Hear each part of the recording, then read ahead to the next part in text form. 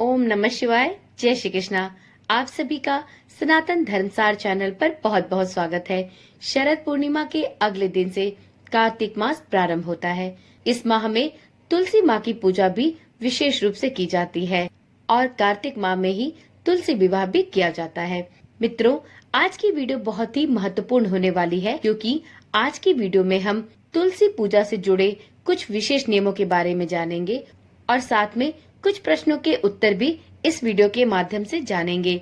जैसे तुलसी माँ की कितनी परिक्रमाएं करनी चाहिए, रविवार को तुलसी में जल चढ़ाना चाहिए या नहीं, तुलसी माँ को कार्तिक माह में सिंदूर चढ़ाना चाहिए या नहीं, पहले किसे अर्घ देना चाहिए, सूर्य देव को या तुलसी माँ को।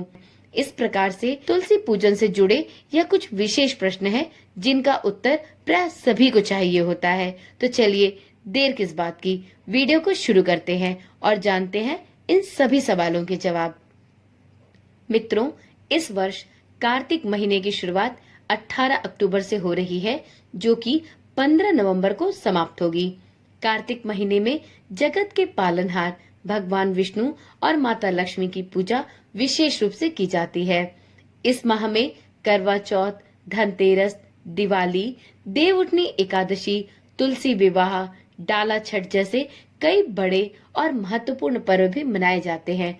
धार्मिक मान्यता के अनुसार कार्तिक मास में भगवान विष्णु और भगवान श्री कृष्ण की उपासना करने से व्यक्ति के सभी संकट दूर होते हैं। इसके अतिरिक्त माँ लक्ष्मी की कृपा भी अपने भक्तों पर बनी रहती है। ऐसी मान्यता है कि कार्तिक माह में माता लक्ष्मी पृथ्वी पर विचरण करती हैं और उनकी पूजा अर्चना करने, दीप दान करने वाले सभी भक्तों पर अपनी विशेष कृपा बनाए रखती हैं।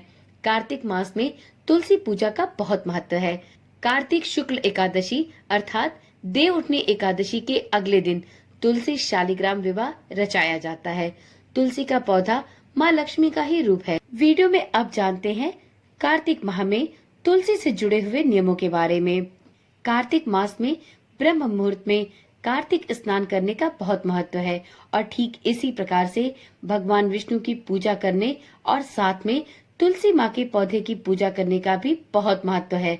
ऐसी मान्यता है कि कार्तिक माह में पूरे एक माह तक तुलसी माता की पूजा पूरे विधि विधान से करनी चाहिए, क्योंकि तुलसी माता माता लक्ष्मी का ही रूप है। और यदि आप कार्तिक माह में पूर्ण विधि विधान के साथ तुलसी माँ की पूजा करती हैं, उन्हें दीप दान करती हैं और उनके निमित्त जल अर्पित करती हैं, तो आपको सभी प्रकार के सुख समृद्धि और सौभाग्य की प्राप्ति होना सुनिश्चित होता है। तो अब जान लेते हैं कार्तिक माह में तुलसी पूजा से जुड़े कुछ विशेष नियमों के बारे में। तो देखिए, सबसे पहले तो ये जान ले कि तुलसी माँ की पूजा प्रत्येक दिन की जा सकती है, परंतु रविवार और एकादशी के दिन माता तुलसी को जल अर्पित नहीं करना चाहिए। कुछ जगहों पर कार्तिक माह में रविवार और एकादशी के दिन भी तुलसी माँ को जल अर्पित किया जाता है, परंतु हमारे यहाँ रविवार और एकादशी के दिन तुलसी माँ को जल अर्पित कभी नहीं किया जाता। तो आप देख ले, आपके क्षेत्र में और आपके घर परिवार में जैसे नियम और परंपराएं हैं, उसी के अनुसार कार्य करें। यदि आपके घर भी रविवार और एकादशी के दिन तुलसी जी में जल अर्पित करना वर्जित माना जाता है, तो आप भी रविवार और एकादशी का दिन कार्तिक माह में भी छोड़कर अन्य दिनों में तुलसी माँ की पूजा पूरे विधि विधान के साथ करें। कार्तिक माह में प्रत्येक सुबह में और शाम को तुलसी माँ के पौधे के नीचे दीपदान अवश्य करें। आप सुबह में नहाने के बाद सूर्य देवता को अर्घ दें और उसके बाद माता तुलसी को भी जल अर्पित करें। इसके बाद माता तुलसी के पौधे के नीचे एक दीपक अवश्य जलाएं और इसी प्रकार से कार्तिक माह में पूरे एक माह तक प्रतिदिन शाम को तुलसी के पौधे के पास एक घी का दीपक अवश्य जलाएं। एक विशेष बात का भी ध्यान रखें। देखिए, बहुत लोग इस कार्तिक माह में तुलसी माता को सिंदूर नहीं चढ़ाते और ऐसा इसलिए किया जाता है कि कार्तिक माह में कुंवारी तुलसी माता की पूजा की जाती है।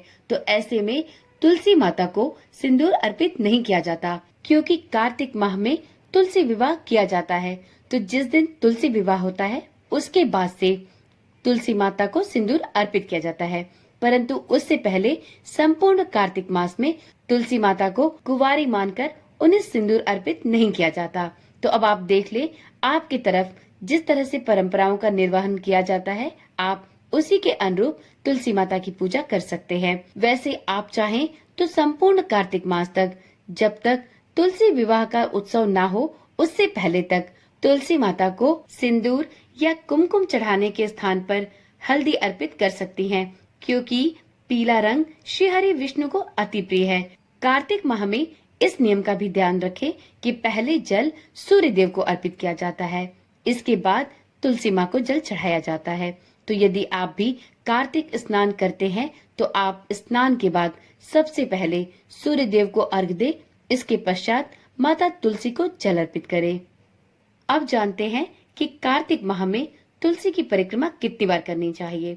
तो मित्रों, तुलसी की परिक्रमा का भी कार्तिक माह में अलग ही महत्व है। वैसे तो आपको नियमित ही तुलसी की परिक्रमा करनी चाहिए, परंतु यदि आप रोज नहीं कर पाते तो कार्तिक मास में नियमित रूप से तुलसी के पौधे की परिक्रमा 3 बार या 5 बार अवश्य करें।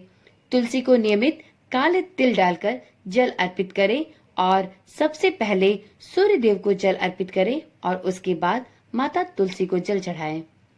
कार्तिक माह में तुलसी माता को नए वस्त्र और सुहाग का सामान भी अर्पित करना चाहिए।